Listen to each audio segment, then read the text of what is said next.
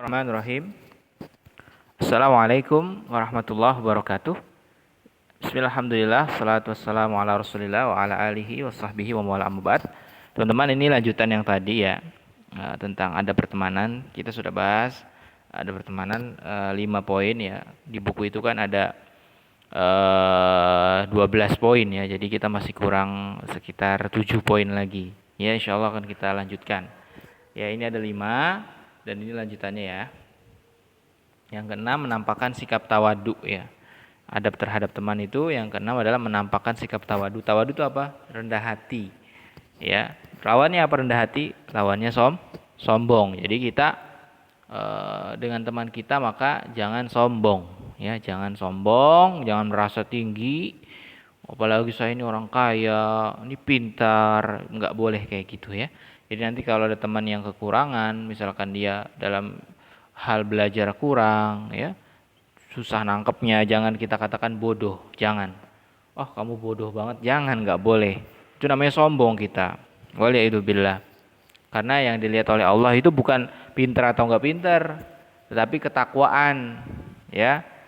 Jadi jangan sombong teman-teman, karena Allah Subhanahu wa taala itu melihat seseorang itu dari ketakwaannya. Makanya Allah berfirman, "Inna akramakum indallahi atqakum." Sesungguhnya orang yang paling mulia di sisi Allah adalah orang yang bertakwa, yang paling bertakwa. Jadi bukan pintar, kaya, ganteng mungkin dah secara fisik, bukan. Jadi jangan sombong ya, apalagi sama teman kita nih. Kita punya kelebihan, kita sombong. Nah, itu jangan ya. Terus yang ketujuh, berakhlak mulia. Ya. Yang paling baik adalah orang yang akhlaknya paling mulia kan gitu. Jadi yang paling baik adalah akhlaknya mulia kepada teman. Ya, jangan tadi jangan meremehkan teman kita ya. Terus yang kedelapan, berlapang dada dan sikap mudah memaafkan. Teman kita ini pasti berbuat salah. Kita pun pasti berbuat salah kepada teman kita. Makanya saling memaafkan. Saling memaafkan. Ya. Jadi jangan sumbu pendek ya. Tahu sumbu pendek? Sumbu pendek itu mudah meledak. Nah, gitu. Jadi kita diperintahkan oleh Allah Subhanahu wa taala untuk memberikan maaf.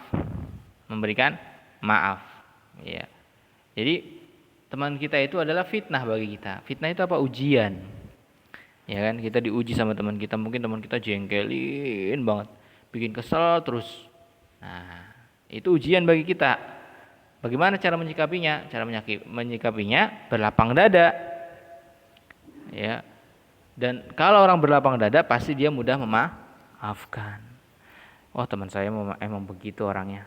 Ya udah, biasa, kita nggak usah marah-marah terus. Ya paling marah ya wajar, namanya manusia kan ada sikap marahnya juga kan, ada sikap sebelnya juga, tapi mudah memaafkan kesalahannya. Yang kesembilan, berbaik sangka. Kita jangan berburuk sangka sama teman kita, apalagi nyari-nyari kesalahannya. Jangan ya, sama teman kita itu berbaik sangka. Inna ba'dadh-dhanni itsm wala tajassasu. Karena sebagian prasangka itu adalah dosa. Wala tajassasu, jangan kalian saling mencari kesalahan, jangan ya. Jadi sama teman itu berbaik sangka ya. Terus jangan mencari keburukannya. Kebaikannya banyak kok teman kita, ya kan. Nah, yang kita banggakan ya kebaikannya. Misalkan teman kita dermawan, misalkan teman kita itu suka sholat duha, misalkan teman kita itu sholat wajibnya selalu tepat waktu. Nah, itu kebaikannya kita contoh, jangan keburukannya. Kalau keburukannya ya tadi kita kalau dia berkaitan dengan diri kita ya kita maafkan gitu kan. Terus keburukannya jangan kita contoh, apalagi kita aplikasikan dalam kehidupan, jangan ya. Nah, yang baik-baiknya aja yang kita ambil. Yang ke-10, menjauhi sifat hasad. Hasad ini iri, dengki ya. Nah, jangan sama teman kita, nggak boleh kayak gitu. Misalkan teman kita punya kenikmatan, dapat kenikmatan ya. Nah, kita iri sama teman kita. Nah, ini nggak boleh ya. Iri itu tidak boleh dalam Islam. Ada 2 sih iri yang dibolehkan. Iri yang pertama adalah ketika kita melihat teman kita rajin baca Al-Quran. Boleh nggak iri? Boleh. Dalam artian apa? Kita ingin seperti dia. Boleh. Terus iri sama teman kita yang rajin infak. Boleh nggak? Boleh. Jadi iri yang dibolehkan itu iri ketika melihat teman kita rajin baca Al-Quran. Yang kedua iri ketika teman kita rajin berinfak atau bersedekah. Ya. Tapi kita tidak ingin bahwa nikmat itu hilang darinya. Jadi bedanya iri dengan tadi ya. Iri dalam hal kebaikan.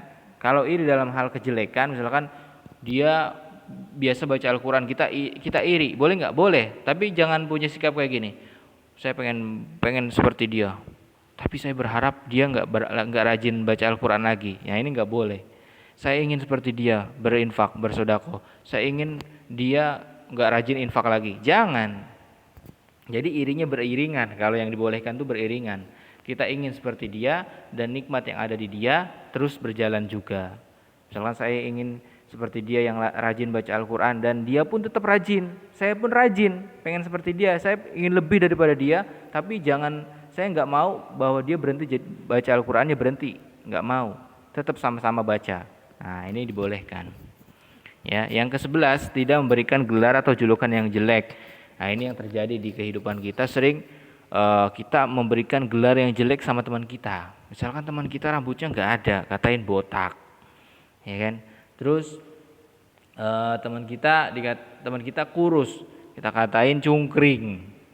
Nah ini jangan, nggak boleh alkop kayak gitu ya, nggak boleh gelar-gelar julukan yang jelek itu karena bisa menyakiti hati teman kita. Yang ke-12 mengunjungi teman yang sakit. Nah ini hak seorang muslim itu ada 6. Salah satunya adalah menjenguk mereka ketika sakit. Jadi kalau ada teman yang sakit, ya kita jenguk. Ya, setidaknya kita jenguk dan bacakan doa la ba'sa tuhurun insyaallah atau as'alullah al-azim rabbal arsyil azim ayyashfika misalkan.